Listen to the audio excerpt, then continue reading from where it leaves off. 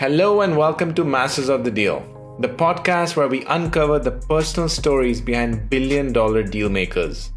As the region head for Ideals VDR, I help deal makers close their transactions faster with our virtual data rooms. Over the past 2 decades, I've got to know many of them personally and professionally, so I take this opportunity to tease out how they got to the top. Join me and learn what it takes to become a master of the deal. Let me first do a little bit of intro. Ashish has been an investment banker for nearly 18 years. He has been responsible for origination and execution of transactions totaling more than $5 billion across various sectors with a focus on cross-border and domestic M&A. As the managing director at InCred Capital, Ashish is currently responsible for M&A and private equity into and for India clients. He leads coverage of consumption and digital. Ashish, I am thrilled to have you on the podcast. Welcome to Masters of the Deal. Glad that we could set this up. Harsh, thank you so much for calling me. Look forward to an engaging chat. Yeah. So let's start at the very beginning. Where are you from? What was growing up like? Growing up was a pretty normal, happy, fun-filled childhood. I'm basically a Sindhi. My parents sort of grew up in, I would say, opposite ends of the country. My dad's side of the family is originally from Gujarat. My mom's side of the family grew up in Calcutta.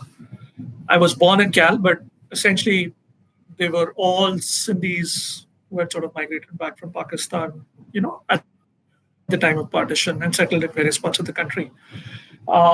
So I grew up largely in Calcutta. My parents happened to meet in Calcutta. My dad is a IIT Kharagpur grad engineer who was doing work for a bunch of engineering consulting firms, different ones, different points in time. But he happened to be in Kolkata for a brief stint in his career at some point in time, and that's when he and my mom sort of got engaged and married. So I have one elder sibling. She's a sister of mine. She's basically 2.5 years older to me. So we were both born in Cal, but we didn't stay too long in Cal, right? We kind of moved out. I was possibly 5 or 6 when I left Cal. Coming back to the original, my dad was basically an engineering consultant, so he used to work with various steel projects. So my dad was basically a consultant to a bunch of steel plants and metal companies. So I think the next largest stint that he did was as a consultant to the Visakhapatnam steel plant. So I sort of grew up in Visakhapatnam, which was a very small town back then. It's of course a lot more vibrant today, but yeah, that's where I did pretty much the bulk of my schooling. And I was there till, I think I graduated the 10th standard in Visakhapatnam. And then I moved on very briefly to Gujarat for a year or two. And then from that point on, it was basically higher education. Higher education was, engineering was down south in NIT Trichy. And I very briefly after engineering, joined Oracle for 1 year of coding. I was basically a classic coder working on some project for Citibank in Europe. And I said, halfway through that stint, I said, this is not one for the long run. And I sort of bailed out and took the CAT that first year, and I joined IIM Lucknow. How many languages do you speak, given that you've been around the country? Yeah, actually, you're right. You hit the nail on the head. I sort of born in the East, schooled in the South, briefly in the West, B-school in the North. So I've done that gig. I'm pretty miserable at languages. I think I'm okay with English, Hindi, Sindhi. I follow Bengali. I speak a little bit of it because my wife is Bengali as well. And I used to know Tamil and Telugu little, or kunchum as we say in Telugu.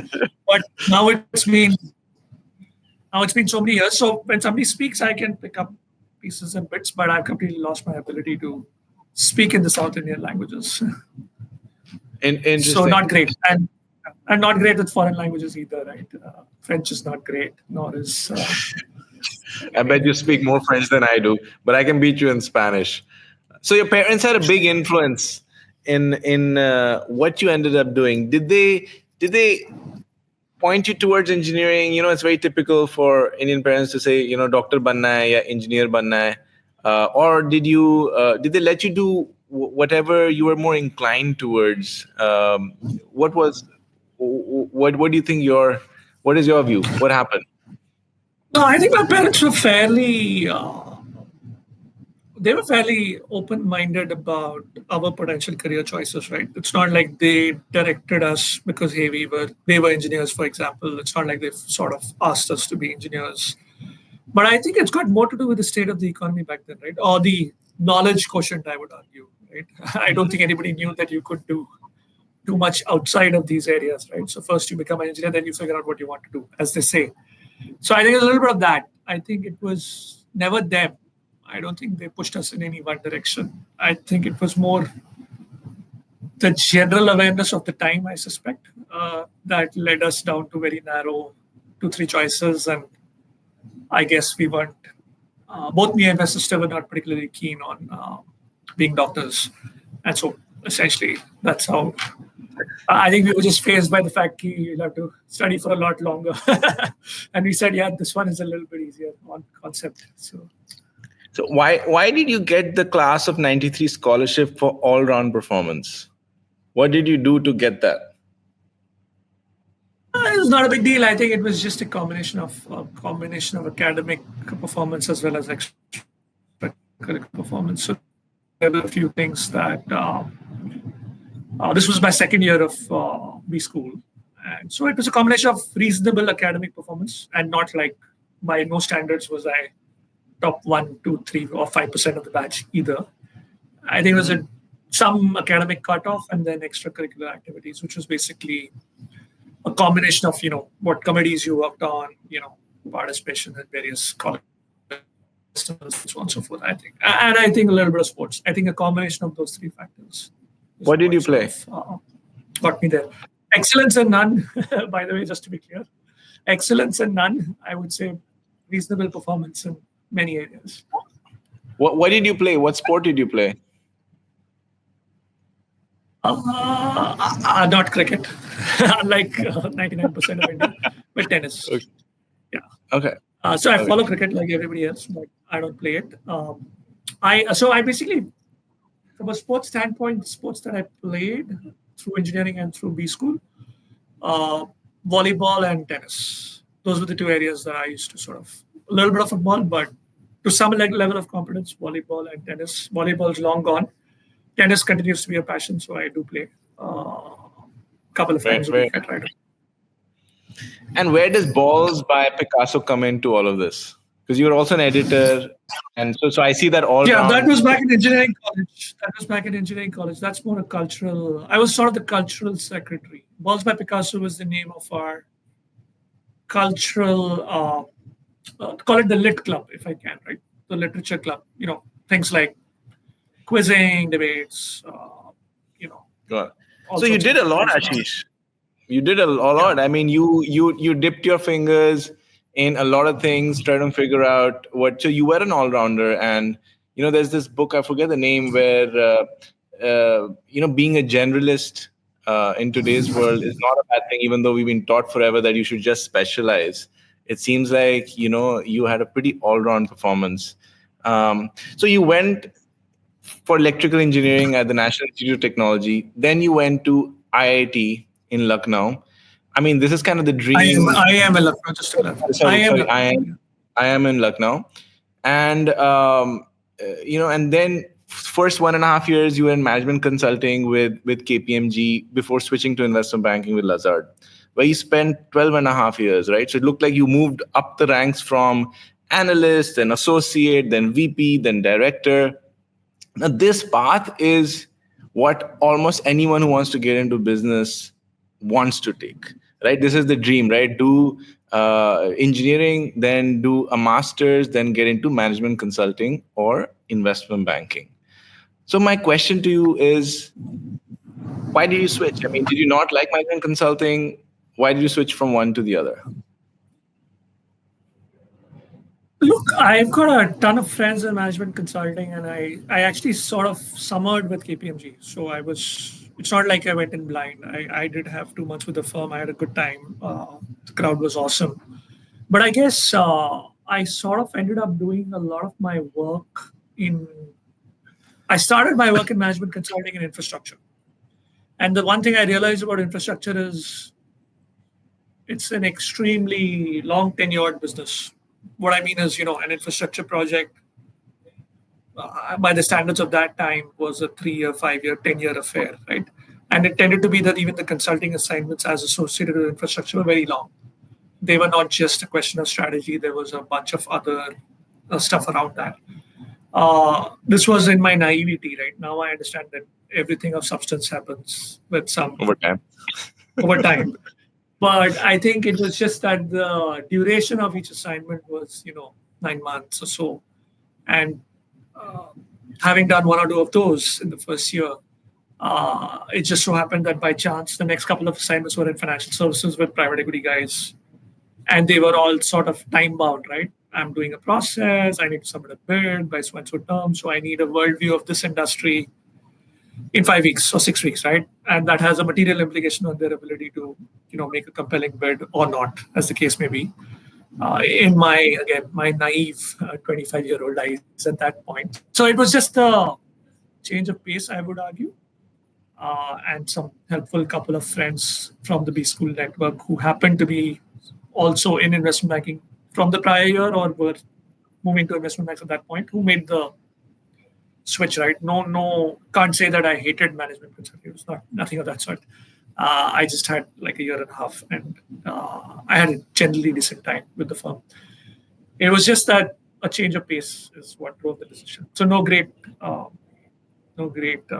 analysis done. But yeah, having got into investment banking and then done it for a long time, obviously now, having done it now for 17, 18 years, I can't argue that obviously I enjoy it, right? I wouldn't be here otherwise, right? In this business. So the deal bug gets to you, I suppose, over time. So if your son and daughter came today and said, "Dad, I've got an offer from Boston Consulting Group and from Goldman Sachs. What do I take?" What advice would you give them? It's got to do with, in an ideal world, for somebody who's as young as them, nothing's irreversible, right? No decisions are irreversible at that point. I would encourage them to find a way to get exposure to both, ideally, if they can. Mm-hmm. Maybe they do a summer somewhere,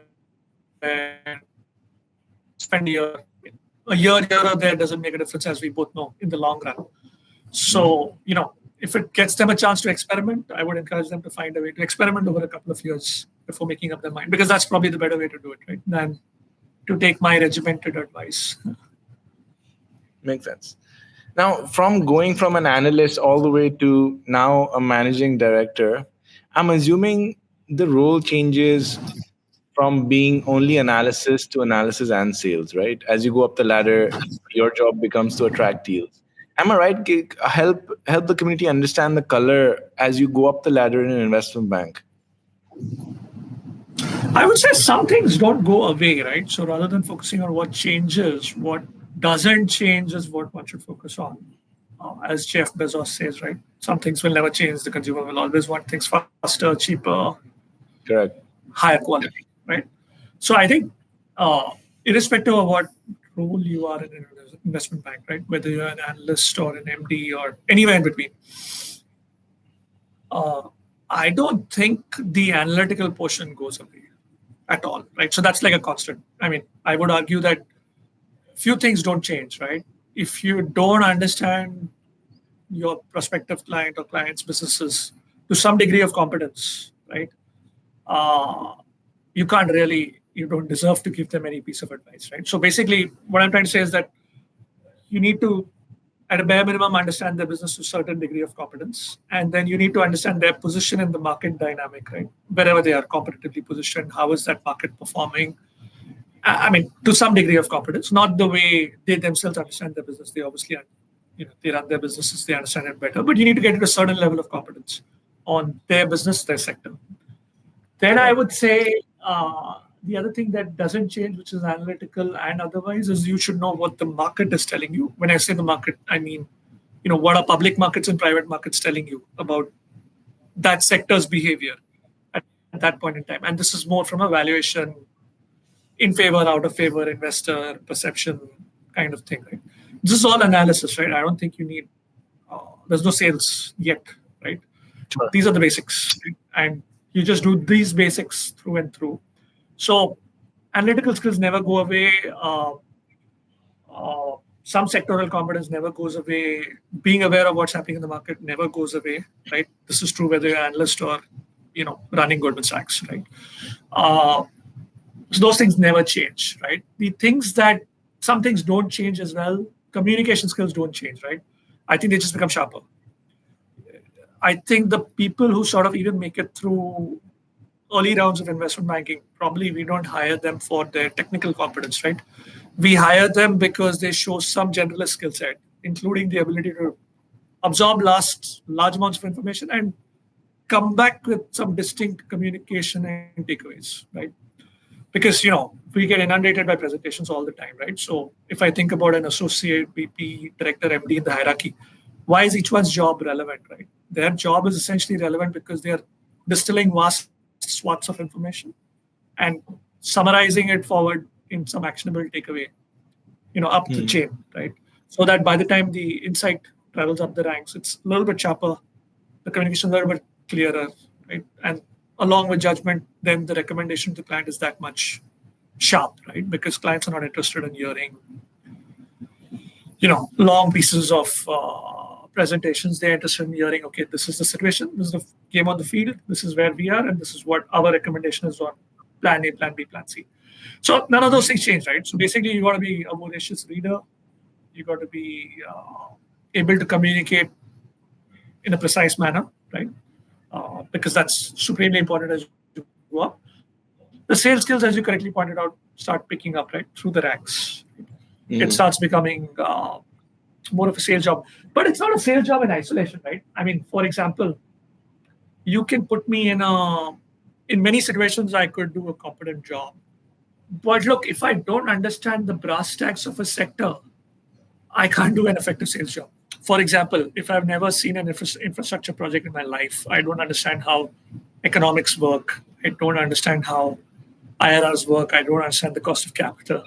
It's very unlikely that even a supreme sales guy is going to be able to come up with something that's adding value to a client, right? So I think sales skills, yes, but they develop in context. So that's the way I would put it.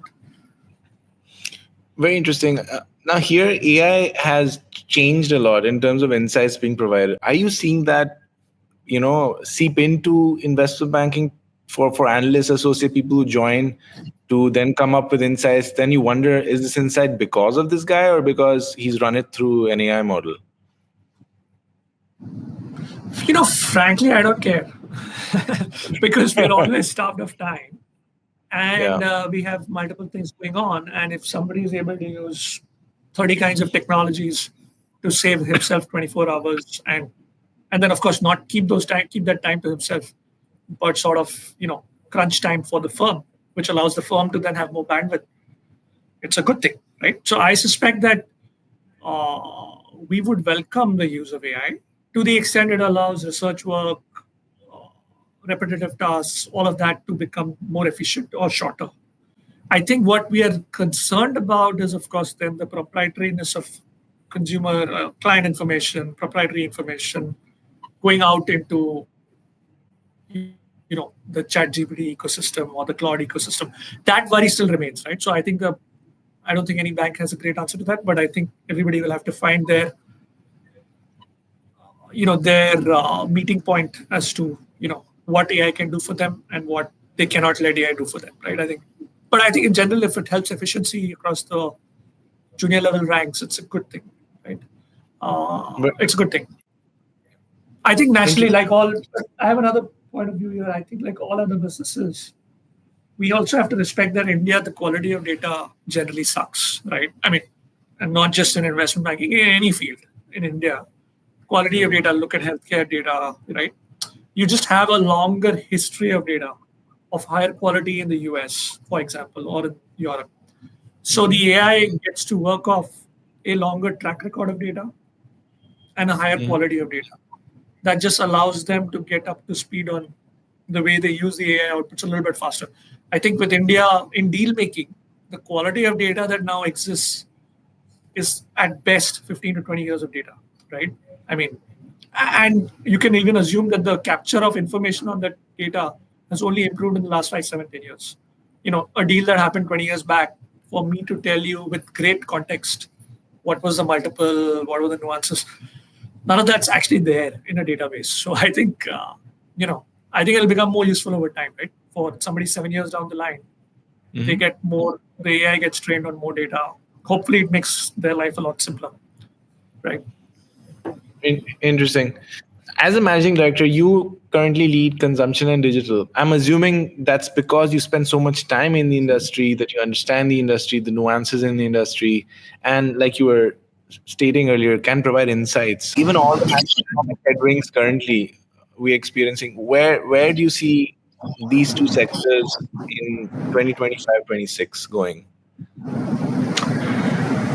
Okay, so I would say the way the Indian economy works, there is some from a deal making standpoint, maybe stepping away from consumption and digital, right? I think the way I my interpretation of the Indian economy, there are some sectors that are what I would call evergreen, and then there are some which are high beta, right? So I would describe, for the most part, consumer. When I say consumer, FMCG, food, apparel, beverages, etc., etc. A lot of that is somewhat evergreen. The other sector, which is somewhat evergreen from a deal-making standpoint, is healthcare, pharmaceuticals, now healthcare services, hospitals, and so on and so forth.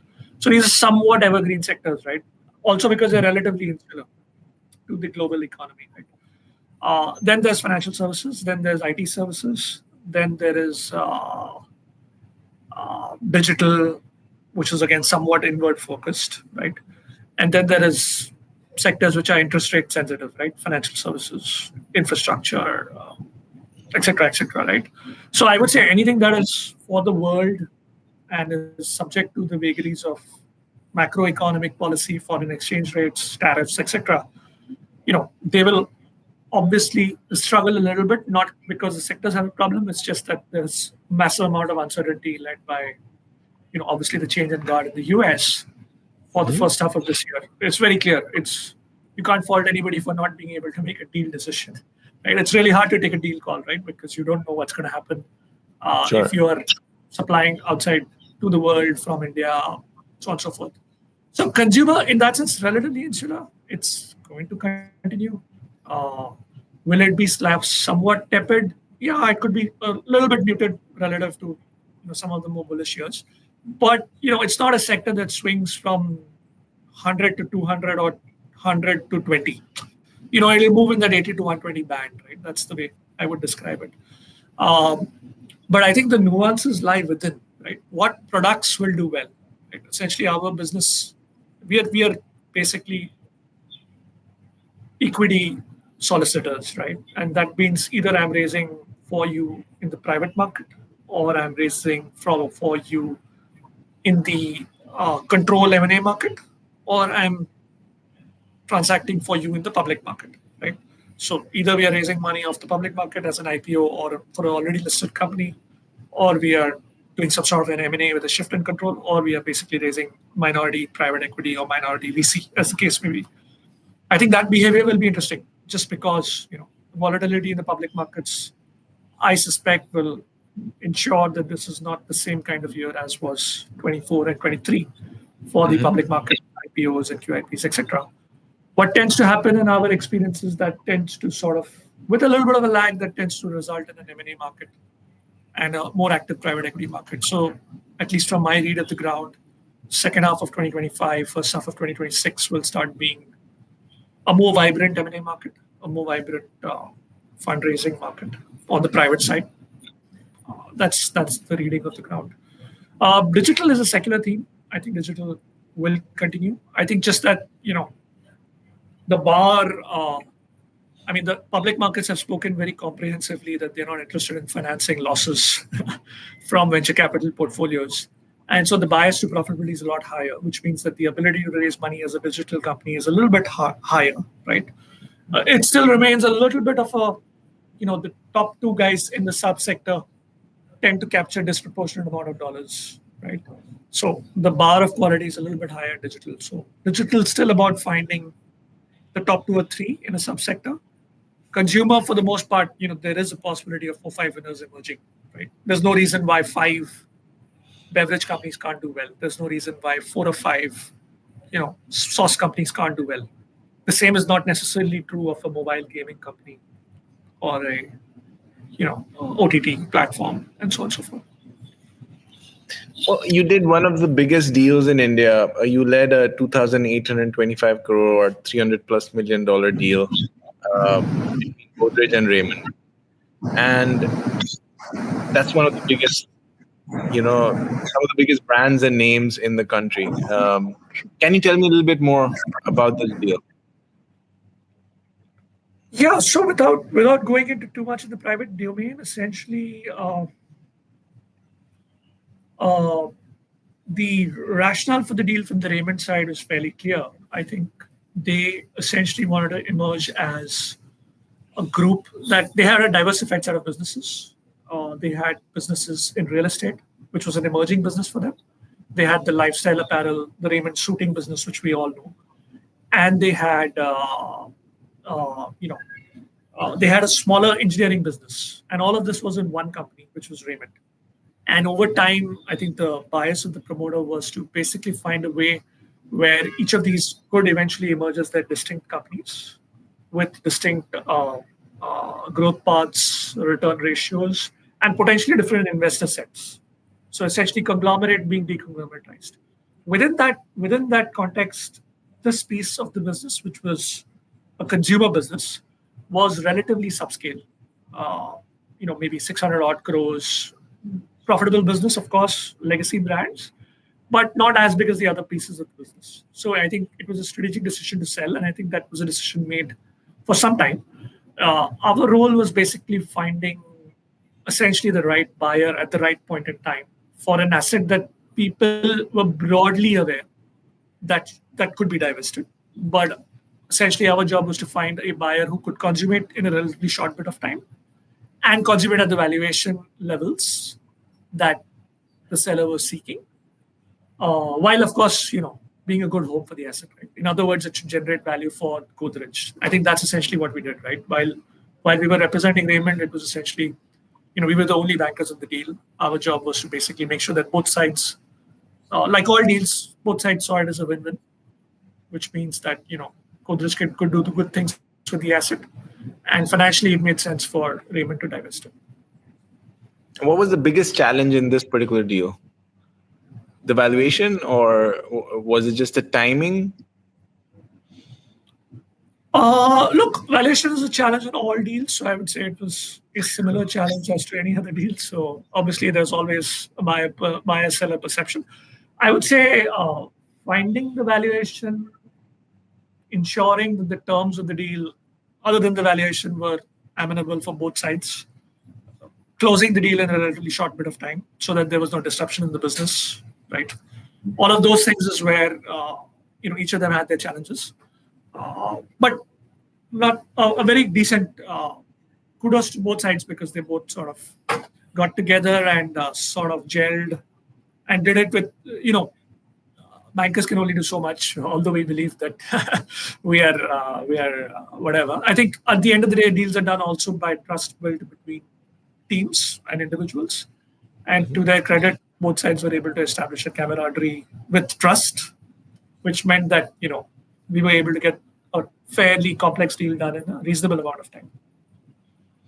And was there something very unique to this deal? Any lessons which came out of this deal which you now has helped you become a better banker? Every deal brings lessons. I would say the lessons here were there were nuances in this deal. I think the nuances of the deal are as follows. Please remember that one nuance which was interesting, which was a stumbling block in the past for this transaction, but was able to be solved here is the trademark issue, right? Please remember that Park Avenue is also an apparel brand that continues for the Raymond Group, while Godrej is running a Park Avenue brand on the consumer FMCG side of things. So while the trademarks belong to different classes, ultimately both sides have to believe and respect each other as custodians of that name. Because good things that Park Avenue does on the apparel side have a positive rub-off effect on for Godrej. And so even though they're distinctly trademarks held by different individuals, there's some sort of a long-term belief that both businesses will do right for that. How interesting! How interesting! How did you? So how did that work? That's a very peculiar split. Yeah. So and look, every buyer and seller has that. Everybody wants a clean deal, right? Hey, I'm paying for this, I'm getting this, and I've got this, and you know what? Tomorrow, if things go very bad for you or very good for you, it doesn't hurt my business, right? Which of course is true, right? I mean, there's no doubt that legally speaking, they are the respective owners of the trademarks.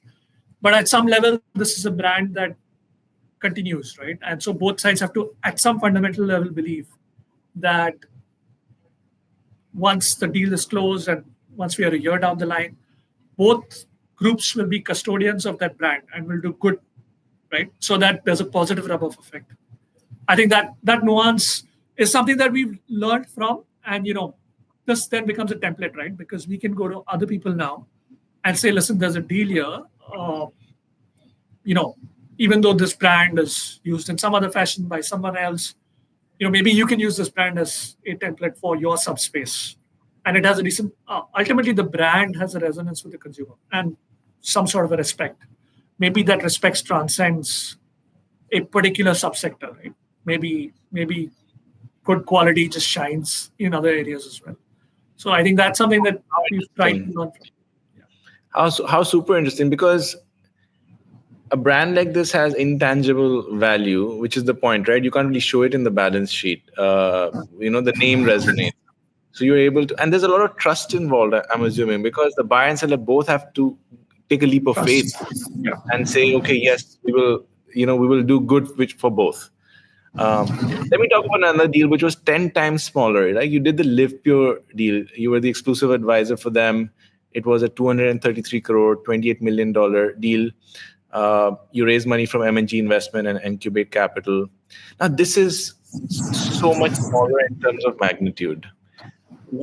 And this was a fundraise. The previous one, I'd say, was more of a M&A kind of a deal. What's the difference? I mean, do you prefer doing M&As more than fundraisers? Is there a preference there for the firm? Does one take more time than the other? Do smaller deals happen faster than bigger deals? So as a general thumb rule, all deals take time. So that's realization number one for younger listeners of this podcast. If they are ever interested in the deal business, look, nothing good ever happens in a jiffy, right? I mean, very rarely. I mean, if you end up, maybe some lessons, and I'll come back and answer your question. I think there have been instances in my career where I've tried to get two sides to do a deal in a shortened duration, and it's actually happened. But you discover over time that certain complexities crop up, right? So while you can cut short a process of signing a deal, you then discover that there's something that you all collectively overlooked. And then that becomes a hurdle to closing, or that becomes a hurdle down the line. So I think the reality is that some things just cannot, one axis that cannot be crunched beyond a limit is time. You need that familiarity to develop over a few months between buyer, seller, investor, promoter, so on and so forth, right? Because it's not just about the numbers or the valuation, right? It's about the comfort that both sides also have with each other, right? As potential buyers and sellers of the asset, or potentially guys who are going to work with each other. It's a little bit like a marriage, right? I mean, are you going to get married to a girl that you've gone out on one date with or for 2 weeks? It's pretty much the same thing, right? I think some things you cannot solve for time, right? In certain cases. This is one of those. You need to give that amount of time. Reminds me of that famous Warren Buffett quote: "You can't get 9 women pregnant and have a baby in 1 month." Pretty much, you can't. Right? You can't. So that is the way I would describe the larger lesson. And then otherwise, look, we maintain a decent balance between fundraising and M&A. I would say two-thirds M&A, one-third fundraising. If you ask for biases, look, M&A is of two kinds, right? There's strategic M&A, and then there's private equity-backed M&A, right? Which can be in two variations. They're either buying through an existing portfolio company or they're buying directly through themselves, right? So I would say, look, private equity's emerged obviously dramatically, right, in India. Now, 6 out of 10 deals have some private equity angle in India, right?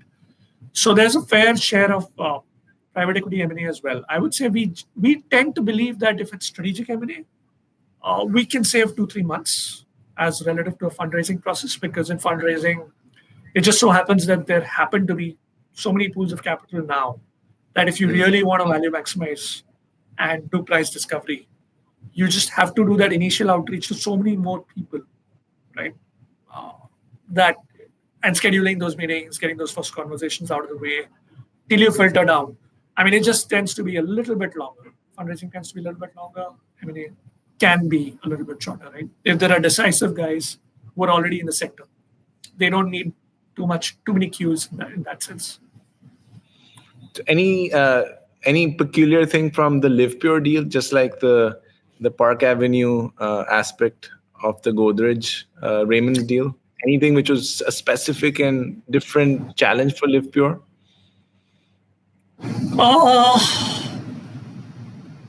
Well, not really. It was a fairly smooth deal. It took its time, but a fairly smooth deal. I would say, from our standpoint as bankers, to the original point which you asked about timing, we basically believe that our job as bankers should be to not to if I and all my other peers on the street who are equally competent are running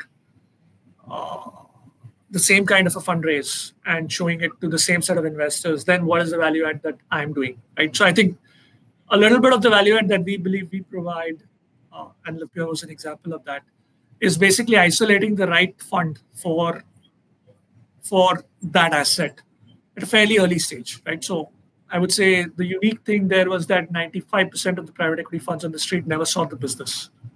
We were very clear that we need a certain kind of fund and a certain kind of template, and we agreed with the founders that this is the right kind of fund, and these are the 4-5 prospective guys. Let's be bold and not speak to everyone else. Let's speak to only these guys because they can solve our problem, and we should believe that we know enough of those funds' history to make it work. So I would say that's a little bit different, right? To the original point of how do you avoid this timing vortex, right? I think a little bit of judgment has to come from us as, finding the right fund by our knowledge of the fund. And this is where the value add comes. So you're competing with other bankers who are also, going head with you, and I guess knowing who the right buyer is, or where the right fund is, or what the right home is right. Also a skill set, right? Which comes with time and relationships, and hence you guys get paid and are known for XYZ. Moving on, I mean, the 80-20 principle, I really believe in it. You can spin the wheels all day and get nothing done.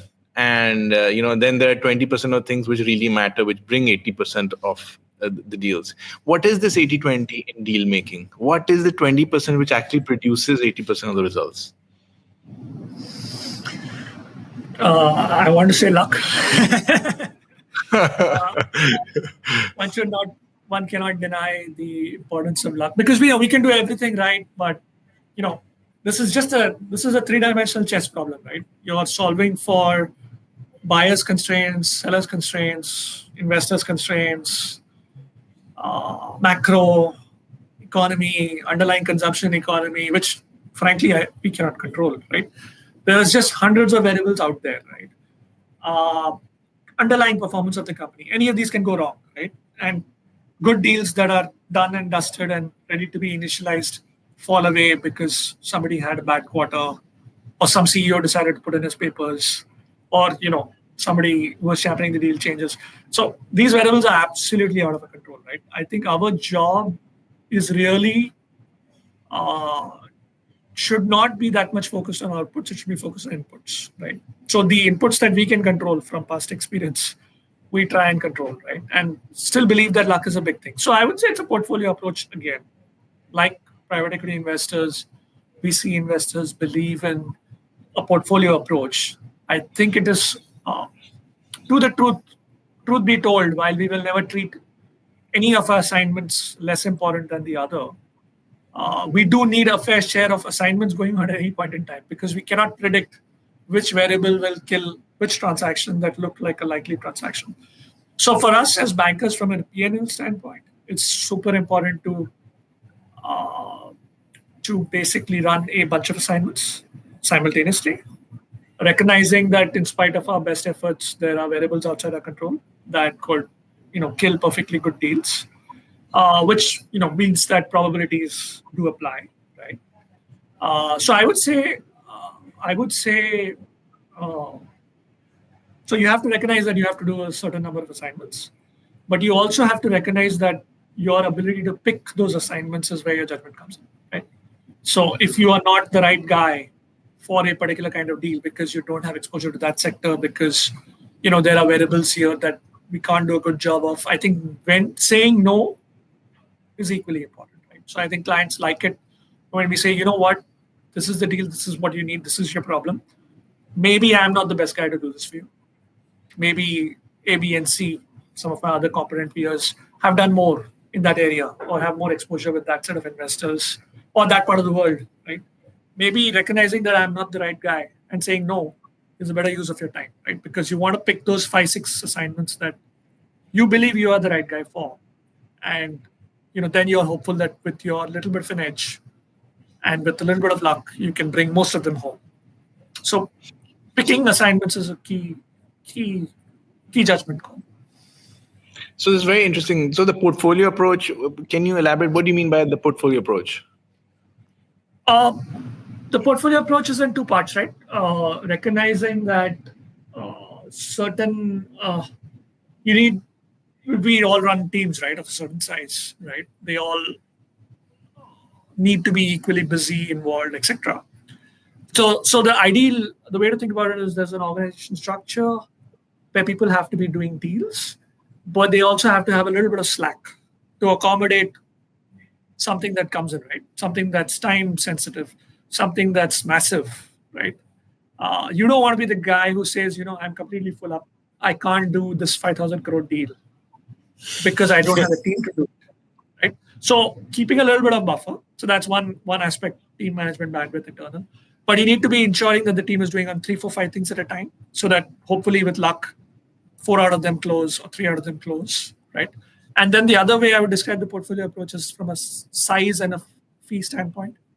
You want to ensure that you're doing the mid-sized regular deals, which have a high propensity to close and will take the conventional 4 to 6 month time frame. But they will not make or break your P&L. You also want to ensure that you have the ability to do one of those or two of those masterful large deals that can really swing your P&L. So I think, like all good businessmen, right, we need to have our sixes in the cricket terminology. We need to do the ones and twos, but we also need to try and hit that 1-6 to get that above par score, if I can call it that. How interesting, because when I run the business, I divide our approach into leading and lagging indicators, inputs and outputs. Of course, we want the outputs. And it's bang on what you're saying. Most of the money will come through this 1, 2, 10 big deals. And then you have these small deals which keep on flowing and they keep you afloat. But the real money is made on the big one, which has totally to do with luck, because I don't know which deal is going to be big, right? And so what we're doing is we want to make sure we're close to the people who matter. We are there at the right time because timing matters. They think of us. So since we cannot predict who is going to be the one using, in this case, ideals for a massive deal, we just want to stay in touch and build that relationship and be trusted, because that trust is the language. So totally on board with the 80-20. Love it. It actually reaffirms the fact that I'm also thinking about running a business and the team the right way. Talking about trust. Sorry, go ahead. No. I recall one of my bosses telling me many moons ago that at some fundamental level, an investment banker's behavior has to be like an eagle. he has to operate above the field as well. So it's like, what they say about great founders, that they have a periscope and a microscope in either eye. So one eye Love is it. always looking at the field or the game ahead, and the other guy is executing. At some fundamental level, you also have to be an eagle operating above the field and knowing when to Yeah. come in, go Yeah. out, Yeah. while at the same time, you're still playing some game on the field, but you also have to be coming in quickly. You see those eagles flying down, picking up their prey, and then going back up. Amazing. To your point on timing and all that. Timing. But talk about trust though, because it's such a trust business. I mean, this is one thing which I think AI will not disrupt at all, because people run businesses. People have to make decisions. People are influenced by emotions, and and on the wrong side, also manipulated by emotions. Depends on who is doing the work. I think investment banking advisory is so people and trust driven. Without trust, I don't think you have a business. How do you build trust in the short term with somebody who you might never have met, and over the long run? Because you're constantly competing. You compete in an extremely aggressive industry. It's very niche, but you get the best IITs, IIMs, Whartons, Stanford, etc. in the cream of the crop. So help help us with some view on your 2 decades of experience in building trust. Look, at some very fundamental level, it's human, right? So I think you're dealing with humans, different personalities, etc., etc. So if your personality is robotic, not friendly at all, it's a little bit of a challenge, right? I mean, it'll work with some folks, but if let's say you want to be relevant to 80% of the folks out there, some pleasing personality skills are, I would say, important. Needless to say, right? That's like hygiene, right to play. I would argue. Second thing I would argue is some degree of competence. As you correctly pointed out, everyone is intelligent, etc., etc. But there's no substitute for competence, right? If you're not competent at your craft, I mean, the podcast I think is called Masters of the Deal. Look, at some level, we're all aspiring for mastery of our craft, right? We're somewhere in that journey. If we're not there in some degree with some mastery of our craft or our product, we don't deserve to sit at the table, right? So those are like right to play kind of criteria. Right to win over competition, winning trust, and so on and so forth. Look, I would say it's very human, right? You want the other guy to offer what they can do for you. Right? Generally understand the person's problem, right? The client's problem, the fund's problem, the company's problem, the CEO's problem. What is his objective? What is he solving for? What are his constraints? And then irrespective of whether you're hired by him or not hired by him, you should give him the best advice that you can generally muster. In other words, don't beat around the bush, right? Tell them the reality of the situation. If he's saying, I just need this problem to be solved, and I need this kind of money in this kind of time, and you know that it can't happen in that kind of time, you're better served by telling him the truth. I think they're all smart people, right? I mean, they're smarter than us. I mean, I firmly believe that my clients are smarter than me, right? Otherwise, I would be a promoter running that company. I'm not. I'm a service provider. So this operating assumption for me is the guy is smarter than you. He's spending these hours with you. You might as well make the best use of his time and your time by being as transparent and upfront as you can, right, about the reality of the situation. So the classic investment banking bait and switch, which is, we'll get you twice the valuation that you deserve, and we'll do it in half the time. I mean, that technique is probably not the right technique, right? If you really want to work with credible promoters and gain their trust over that one deal, but then more arguably for, the longer duration. Sure. Being as transparent as possible is generally a good habit across all sectors, I would argue, at all senior levels, particularly in this case. And that builds the trust in the short term. They believe you're saying it as it is. Yeah. Go in there and give them the real worldview of what you think, right? And if you don't have a view on something, you can say, I don't know. I don't know enough. But if you do know that something's not possible or something's going to take a certain amount of input variables, be as transparent as possible. That's the only way, right? And that you may win the assignment, you may not win the assignment. But I think this is all about long-term compounding, right? And over time, I'm sure clients have moved with you. You've done one deal because they trusted you, and then they stuck with you throughout. And that's the name of the game that I've seen in most businesses, right? That's where the compounding really happens. It Sure. starts with something basic for them. Is that the case in investment banking throughout? Is that the Yeah. goal standard? Yeah, I would say, look, it's a relationship yet a transactional market, right? In other words, just because you did a great job for somebody 4 years ago doesn't mean that he is going to work with you 4 years later for his next deal. But I think if you've done a great job for him 4 years ago and you've been transparent and trustworthy and stayed in touch, you definitely have more than your fair shot at working with him again, right? I think the market is transactional. I don't want to hide away from that, which means that, it's not that you're going to be the only guy that works with that client for decades. That's probably not going to be the case. There will be opportunities that other bankers will also aspire to. But you're right. I think if you've done a good job and you've been trustworthy and you've given the right advice consistently, you have more than your fair shot of working with some of these large promoters for multiple transactions over decades. Let's go for some quick fire questions. I want to kind of get a feel for leadership because at an MD level, you obviously run the team, run the sector. Do you read a lot? Do you have some sort of a leadership philosophy or 1 to 3 that you make sure you bring to office every day?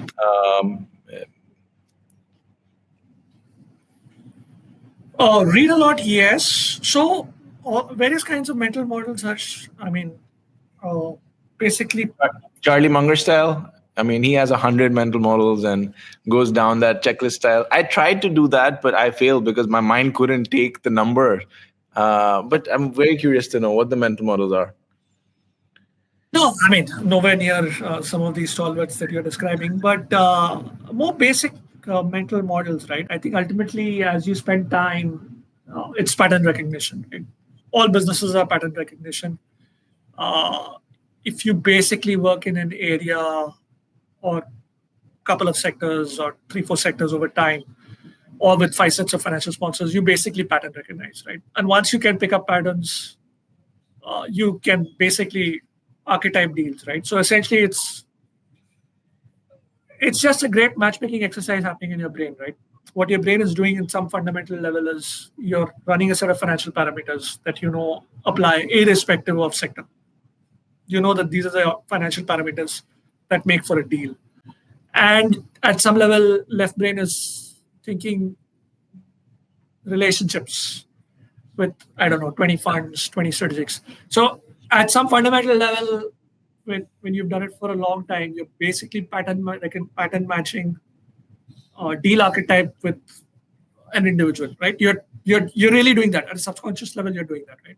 What you're trying to do, uh, and it's remarkable what the brain can come up with, right, in terms of ideas over time, right? So this cannot obviously happen in the first 5, 6, 7, 8 years, but the second decade of career, and as they say, right, the third decade of career is when the compounding really happens, or 95% of value gets captured. I would argue there's a little bit of that kind of business, right?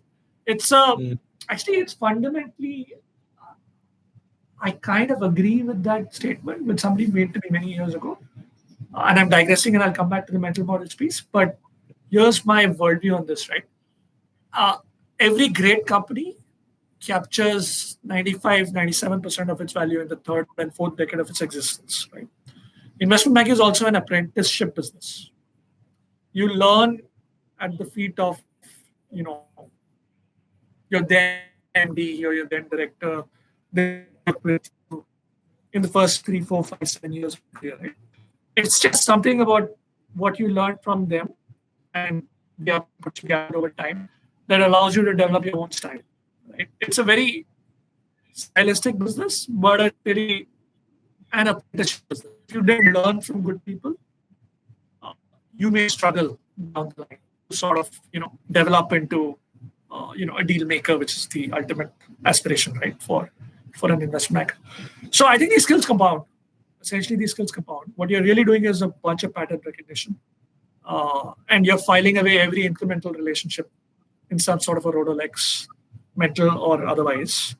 And from time to time, you're going back and all we are really doing is at some fundamental level, my day is a list of a certain number of companies that I track on a regular basis in some sort of a file note, and a periodic check-in on the number of relationships in my contact book, Understood. demarcated by a couple of things, right? Financial sponsor guy, strategic guy. And just a periodic refresh of that from time to time means that, you can do what's required. What is really required in this business is to come up with the idea, not just be there at the pitch. If you can ideate more and more, you're then becoming more internal. How do I describe this? As they say, right? All great founders, all great companies, eventually they look at what the competitors are doing, but they're not overtly swayed by it, right? I think ultimately they're looking inwards. In the same way, right? I mean, a good investment banking practice or a good sectoral practice should look more and more inward to find the next idea, because then you want to go out there and spread the word that this is we think this idea makes sense. We've chewed over it for a while, and we think the two of you put together make this idea work. And then it's not a pitch; you're not competing anymore because it's a proprietary. And this is the essence of investment banking and deal making. I remember um, one of my mentors saying, real investment banking is ideating, which is what you just said. It's actually coming up with the right person for the right business and creating something which didn't exist, and generating value out of it because the business has a better house, a better owner. The person who founded the company has got what he created, and maybe he's been able to take it from 0 to 1. But now to go from 1 to 10, it needs a different house, and that's a win-win in terms of everybody involved. Um, a lot of the thinking that I do, sometimes comes in the most weirdest of places. I'd be at the gym, I'd go for a walk, and I'm trying not to think of work, and that's when these ideas come. Is it the same for you? Do you try to do stuff outside office to then actually help with what you do? Yeah, so you're right. I think the balance, you're absolutely right, right? I don't think either outcome is a great outcome. In other words, if you're traveling 5 days a week, meeting, let's say, three clients a day, 15 days, I'm not sure you're going to get some spark of brilliance just from that, right? And the reverse is also true, right? If you're spending 5 days just in office in a particular week, only with the team internally, probably that's not going to happen. So I think it's a combination of being on the road, spending a few hours with the team in office or a couple of days a week, and of course, to your original point, keeping some activities outside of work, right? Whatever it is, right? Spending time with the kids, playing a sport, uh, doing some reading. I think it's a healthy balance of these three.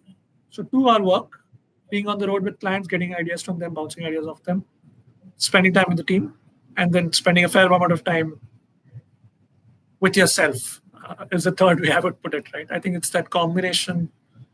Hopefully, from time to time, then great ideas come up, right? I think that's where the value lies. But this is changing, right? Investment banking is known to be brutal. 80 hours, 100-hour weeks, right out of business school.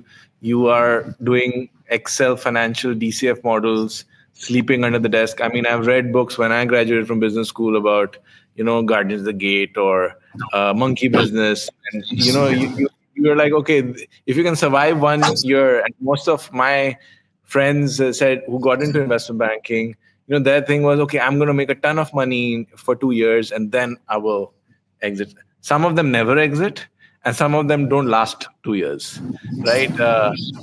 What you are saying is a balance which makes sense. We also saw an open letter to Goldman Sachs, I think, this year, last year, talking about the culture of being overworked. Is this changing in the industry? You must have grinded it out as well. I mean, do you see a change which is more healthy for the business? Because this notion that you got to be sleeping under the desk to do your dues, I'm sure it doesn't bring out brilliance. No, I think no, fair points. I would sort of make three, four observations. Right, number one, I think if let's think of it rationally, right, just purely from a financial owner of the firm perspective, are you better served by churning over your talent in every 18 months and finding a fresh crop of guys, or are you better served by somebody staying a decade 5 years, 7 years, 10 years with you? Which one do you think is more valuable? Running through six analysts in 2 years, or a couple of them staying with you for a decade? Which one do you think is more valuable for the firm? I think you'll agree with me that the second one is more valuable for the firm. Right? Correct. So naturally, if you really want to do it for a long time, I think it's incumbent not just on the firm, but also on the individual to figure out a schedule where boundaries are set and met. For example, if anybody in the team comes and says that, listen, I need these 2 hours off for XYZ, right? Kids, parent teacher meeting, what have you, or I need to travel these couple of days. We don't even blink an eye, right? We are concerned with outputs, not necessarily where they're physically located or how they're managing their 24 hours. Frankly, the last thing any MD wants to do is manage 10 people's individual 12 hours or 14 hours, right? That's frankly a subpar exercise, right? So it's actually the higher autonomy the individual has, the good thing. Right? He needs to find a balance. At the same time, the one thing that doesn't change is, unfortunately, the deal archetype, right? The deal is best served by having a relatively tight group of people who are championing it, right? Which is, let's say, 3 people, 4 people, 5 people. But it's never likely to be 10 people. It's never likely to be 20 people. So I think the problem is that in that 6 months or in those multiple assignments, you actually still want to be a key member of that deal. And you want your presence to be missed. If I'm thinking of a vice president on a deal, which he's championing, he actually needs to, he may not be happy about the fact that he's missing out on some critical parts of the deal. It's his deal also, in some sense. So I think it's a little bit of push and pull, right? Good bankers don't want to not be involved in crucial stages of their deal, right? They would hate to do it, right? And the faster you inculcate that, the better it is for you. And are they excited? Like, is there this burn within the team that you're creating something which is sensitive, confidential, but is your idea, it's your team's idea, and is everyone so vested in it that you can feel it? Hence, then it doesn't feel like work. Then they're not counting the hours. They're so into it. Yeah. You're right. I would say that is the sense of ownership that one wants to cultivate, right? And obviously, that sense of ownership gets cultivated again with time. It's super hard to say that you'll have that in your first 3 months on the job. But if you don't have it in the 5th year of investment banking, maybe this is not the place. I mean, investment banking is not the place for you. I mean, it's a little bit of that, right? I mean, you want to make the rest of your life work. You want to. So I would say the higher autonomy and involvement you want, the business will kind of give you back in that fashion, right? I mean, nobody's going to stop you manage your own calendar, frankly, right? I think it's up to that mid-level person or mid to senior level person to decide how involved he wants to be, right? Like, nobody here is telling me or people who work under me that you should work on 3 deals or 7 deals. At some point, it's us who are goading ourselves to work on 6 deals or 7 deals, or saying, no, we can't handle more than this. I think that's just the nature of the beast, right? And of course, one has to expand the team in line with the aspiration of the P&L and size and so on and so forth. But it's a little bit of a high agency business. That's the only way I can describe it. Right? Well, you said, so you have to plan. Yeah, you have to plan for being. If you want to be in the business for 2 decades, you have to have the agency for the business, but also plan your life with the boundary conditions that you deem sufficient.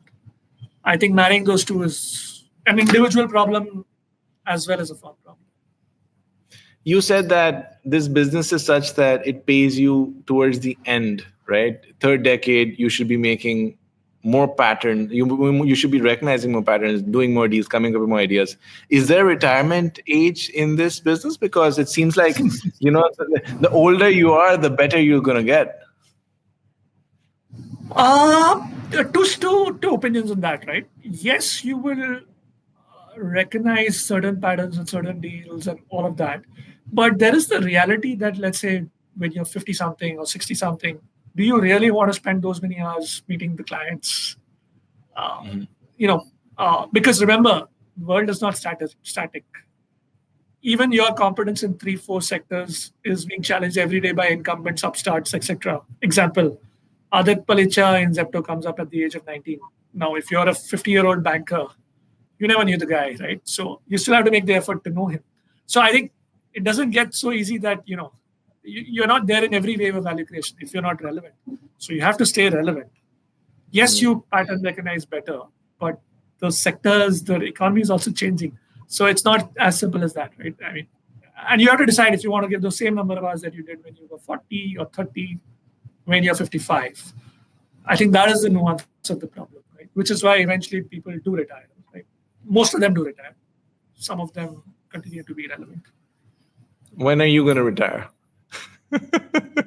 Hopefully not yet. Do you think you've already been successful? I mean, how do you define success? No, far from it. Yeah. I mean, I don't know whether that's a goal one is chasing, actually. I guess I'll come back to what you said, right? As long as you feel that you have done the input variables right and you've done a little bit of mastery in your craft, that's all one can hope for, right? Because as you become, the higher you go up the food chain, I think you realize the lesser is in your hands, right? The world is a very dynamic place. And look, we can do all the inputs we want, but we can end up with making zero in a year, right? So one just has to respect that there are forces far beyond your control. And that happens, right? And look, every investment bank is fairly standard idiom on this, right? The world's greatest investment bankers will inevitably have 1.5 bad years out of 5. It's not because they were bad or they gave the wrong advice, or it's just the variables in the macro, in the world, in your economy, in that sector, in your client base at that point in time. It will inevitably ensure that there is a drought. For sure, right? It's not that the guy turned into a crappy banker. It's just the way the world works, right? So one has to recognize that there will be feasting and famine, and one has to sort of make your peace with it. How do you deal with that stress? That year and a half of drought, does management question you, your abilities? You haven't made money for the institution. Does that, I'm sure, because investment banking is high pressure, high stress. Sure. How do you deal with it? How do you cope with it? So recognizing that market cycles are an inevitable reality is something you should internalize as early as possible. It's a good thing, right? Because then you know that a bad year will also turn. You know that things will change. So if you're not fixated on every year, but fixated slightly, as they say, think slightly long term. If you really want to be in the business for a decade, then really does that one bad year matter, is the way I would describe it, right? Recognize that one bad year means that perhaps the chances of the next year being a sharp bounce back are good. So I think, you sort of plow through, right? One should never be focused on 1 year's P&L or 1 year's bonus. If you do that, it's just inevitably a source of grief, in my experience. So health, wealth, relationships, purpose. How would you rank these in terms of priority?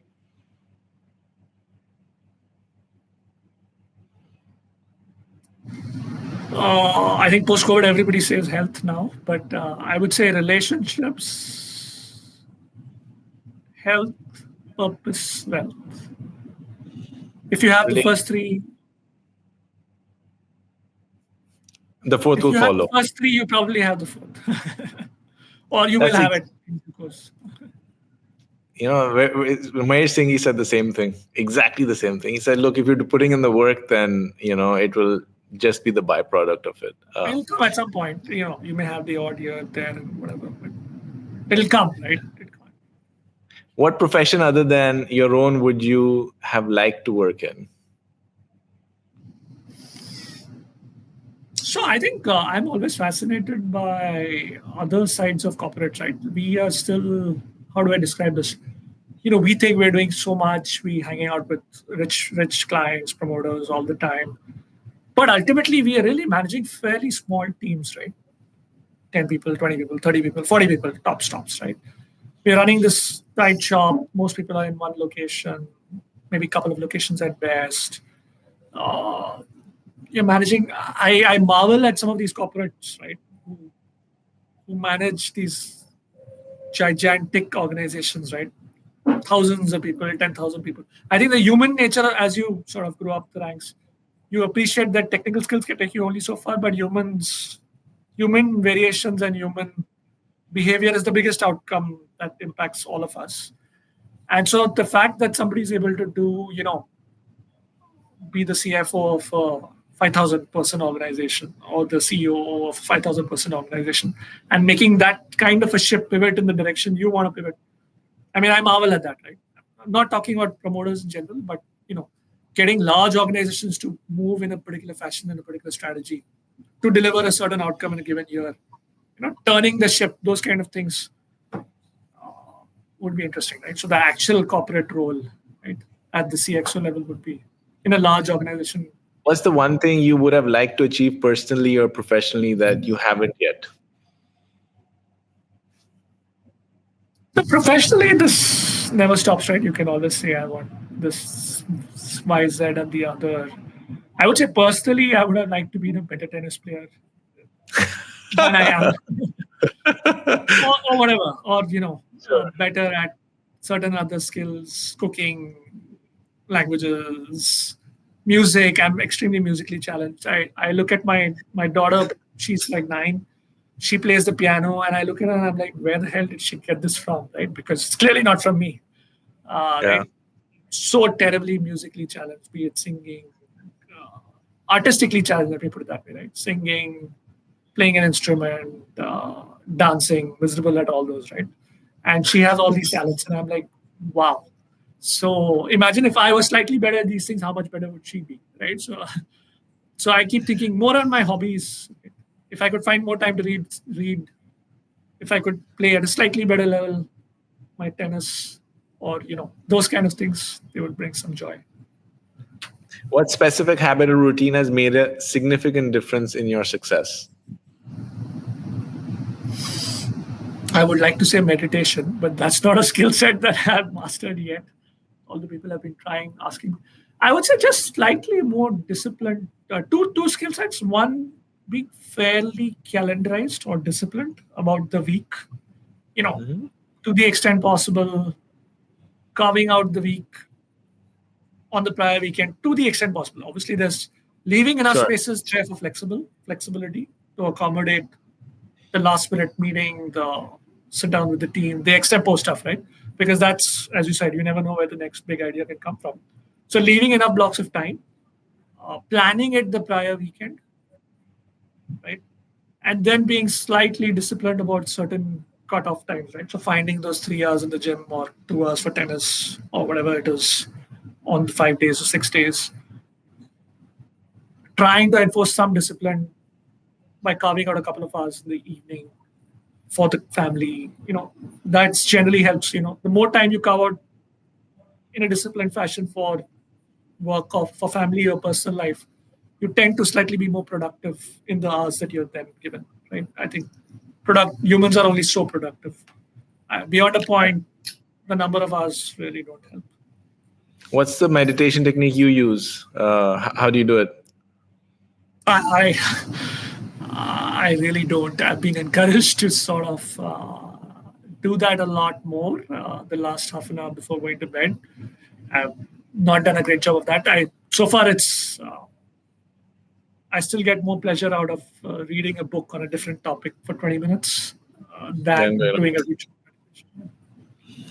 This has been awesome, Ashish. I learned a ton. I loved how you break not only the industry down into its pieces and what's relevant, but you obviously have thought through a lot, and you seem to be a very philosophical person as well. My interactions haven't brought that out from others a lot. Thank you so much. This was awesome. You were awesome. Thank you, Ashish. I will reconnect with you as well. Yep. See you around. Absolutely. Bye.